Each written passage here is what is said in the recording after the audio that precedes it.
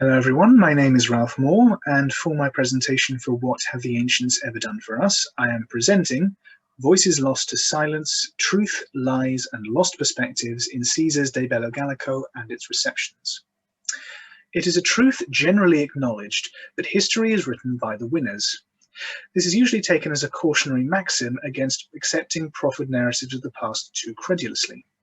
In fact, history is written by a variety of people, at least some of whom could be considered losers, and only a handful of whom are the genuine victors of the events they recount. In this presentation, I would like to talk about one of the most literal cases of history being written by the winner, and explore some of the challenges this leaves us in uncovering both historical fact and also historical perspectives that are lost when only one side of the story is preserved.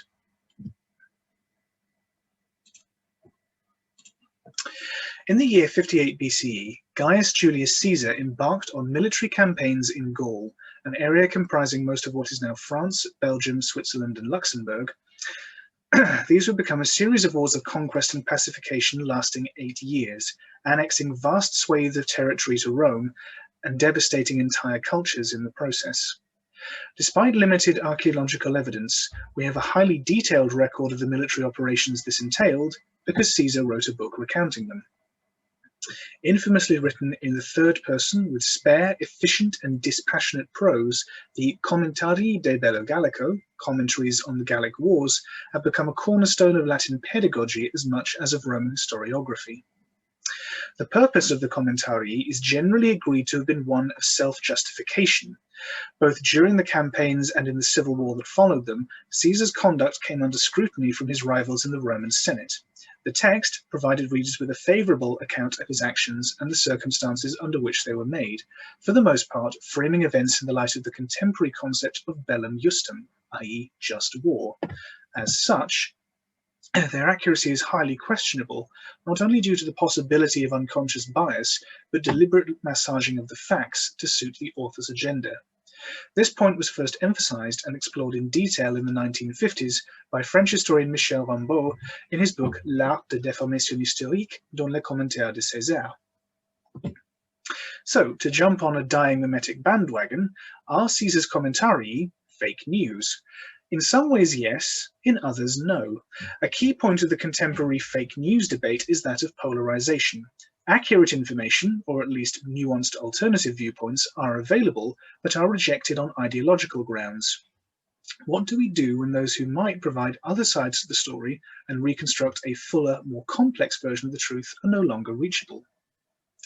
In the case of the Gallic Wars, our options for finding evidence to challenge Caesar's narrative are slim. There are no surviving alternative accounts, with later Latin and Greek historians generally repeating the same points and even citing the Commentarii in doing so.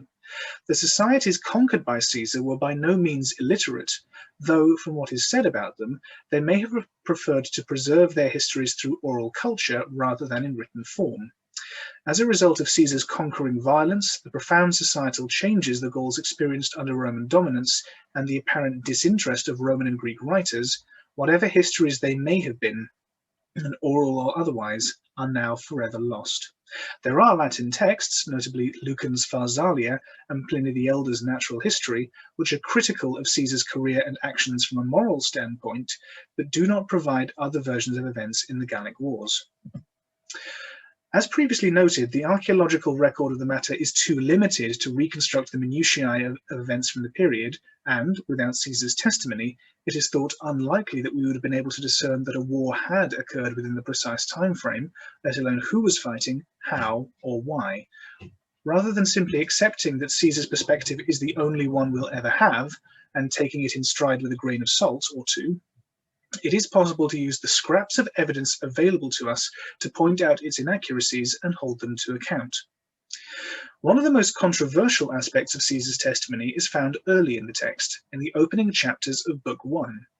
The author claims that the Helvetii, a Gallic people inhabiting what is now western Switzerland, decided to migrate en masse to a region far away on the Atlantic coast as a way of establishing their authority over the rest of Gaul. Furthermore, such was the determination of the Helvetii to commit to this endeavour that they burned down every town and village of their homeland upon departure, so as to remove any temptation to turn away from the journey. In the danger they posed, as a warlike people, to Roman allies along the way and neighbouring their intended destination, Caesar was obliged to make war on them. His forces destroyed most of the Helvetian populace in a pair of massacres at a crossing of the river Saone and near the town of Bibracta respectively, and sent the shattered remnants back to their deserted homeland. This is, sadly but notably, far from the only instance of Caesar's self-reported conduct which falls into what we would likely consider genocide, or at least war crimes, by contemporary standards. No evidence of a mass burning in the late Iron Age, one that would have consumed as many as 2,000 towns, villages, and hamlets, according to the Commentarii, has ever yet been unearthed on Swiss soil, nor has any evidence of the fortifications Caesar's troops are said to have erected near Geneva to block the mountain pass against the Helvetii there. Aside from these lacunae of expected material evidence, there are several reasons to suspect that Caesar's account is misleading, if not outright fabricated. The ascribed motivations and approaches of the Helvetii, i.e. uprooting their entire populace, destroying all of their places of strength, and leaving to settle somewhere else in order to more effectively wage war on others, information for which Caesar credits no source, make no strategic sense. Similarly, aspects of the text description of the build-up to the Helvetian exodus in the years circa 62 to 58 BCE appear to be flatly contradicted by later passages in both Book 1 and other sections of the Commentarii, which paint a very different picture of the political and military landscape of the time. On the back of these inconsistencies and contradictions, scholars such as Delbruck, Judineau, and more recently Raflaub have attempted to rationalize more accurate versions of what must have happened. Most of these rely on the parts of Caesar's text that appear to be on firmer factual ground when speaking of happenings in Gaul circa 62 to 58 BCE. They tend to suggest that Caesar's clear-cut case of bravely defending Roman allies in the provinces against a horde of invaders hides a murkier, more complex reality. The previous few years had seen repeated threats of conflict between rival nations in eastern Gaul and Roman attempts at pacification through diplomatic sanctions. The collapse of this extremely fragile state of peace could be linked to Caesar's handling of it while consul of the Roman Republic in 59 BCE, the year before his campaigns began, creating a mess that he had to militarily resolve. Drawing attention to a situation which could invite accusations of either incompetence while in office or of corruptly engineering a war for himself would have provided fodder for Caesar's political opponents at home.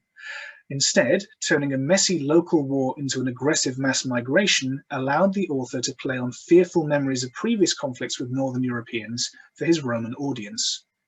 These revisionist approaches to the history are valuable and can get us closer to the ever-elusive truth of the matter. However, they cannot by themselves give us an insight into perspectives of the conflict other than that provided by Caesar himself.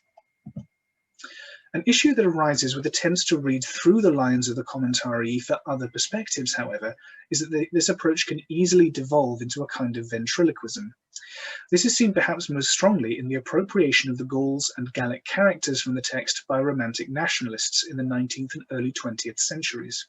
The French Emperor Napoleon III took a particular interest in the Gallic Wars, utilizing his extensive military resources to mount a vast archaeological survey of his domains in the early 1860s, in an attempt to map out the events retold by Caesar on the physical landscape and perhaps uncover relics of that bygone age.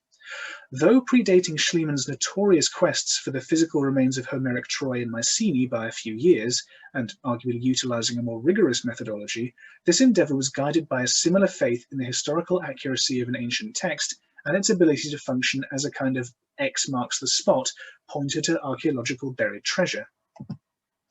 The Emperor's 3-volume publication, entitled L'Histoire de Jules Caesar, outlined the results of this survey, but more prominently used its findings to draw parallels between Caesar as a political and military figure and that of his own position, as well as that of his predecessor Napoleon I. Not content to ape the Roman dictator who conquered the region from abroad, however, Napoleon's work also highlighted the character of Vercingetorix, the young Arvernian nobleman who attempted to unify the disparate Gallic states in a rebellion against Caesar's occupation in 52 BCE. This conflict, and its bloody conclusion at the siege of the town of Alesia, became the climax of the Commentarii. The 19th century French military surveyors and early archaeologists discovered the site, still thought generally to have been the ancient battleground, on a series of low hills rising from the plains near the modern village of Alise-Saint-Reine. The site has been heavily excavated and is still operated as a public museum. It also quickly became a site of commemoration on the part of Napoleon III's regime. The Monument à Vercingetorix, commissioned by the emperor himself and constructed by the sculptor Émile Meillet and architect Eugène Viallet-le-Duc in 1865, marks the spot proudly. Upon the podium is inscribed the sentence, La Gaule unie forme une seule nation animée d'un même esprit pour défier l'univers. Here we can see a French poetic re-rendering of a Latin sentence put into the mouth of a fictionalized version of a Gallic individual by his enemy, used to glorify an unrelated man who wished to emulate both. French engagement with Gallic history has also taken similarly appropriative, if less serious, forms. René Goscinny and Albert Uderzo's Asterix the Gaul series of graphic novels combines a comedic take on the Gallic Wars as recounted by Caesar, who appears intermittently as an antagonist character, with satirical plays on French society and European cultural relations in the later 20th century. While the series takes inspirations from classical literature, much of its humour derives from transplanting modern contexts onto the past. For one thing, the comics feature the, at the time, unconstructed and ultimately rather minor settlement of Lutetia Parisiorum as a stand-in for Paris, acting as the capital of Roman Gaul, which was in fact Lugdunum or modern Lyon.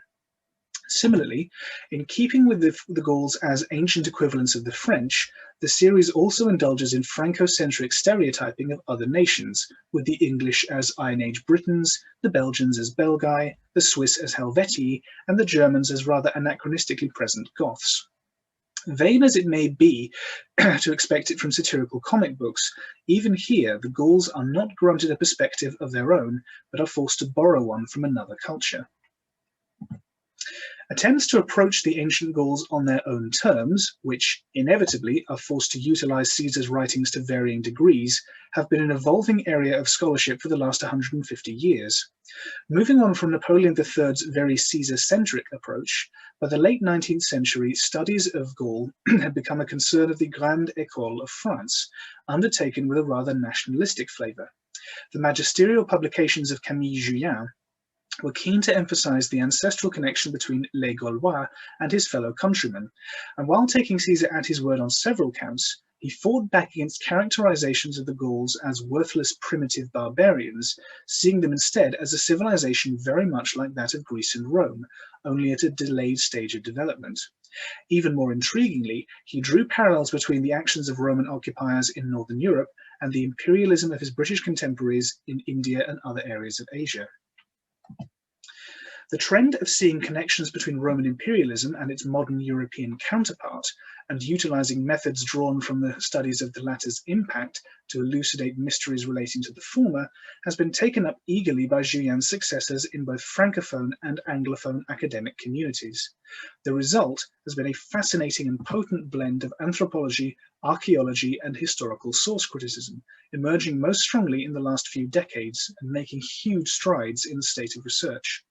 Although parallels between cultures separated by gulfs of space and time can never be exact, and many approaches that rely too heavily on them have come under criticism, drawing on comparisons to understand issues of unequal power dynamics in the preservation of knowledge and perspectives both individual and cultural has a great amount to teach us about our history, both distant and recent.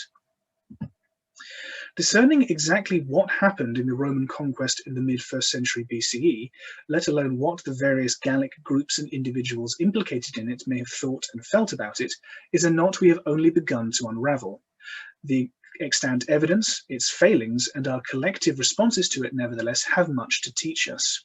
The Commentaries' deeply embedded position within our understanding of history makes it a particularly important case study in challenging traditional narratives.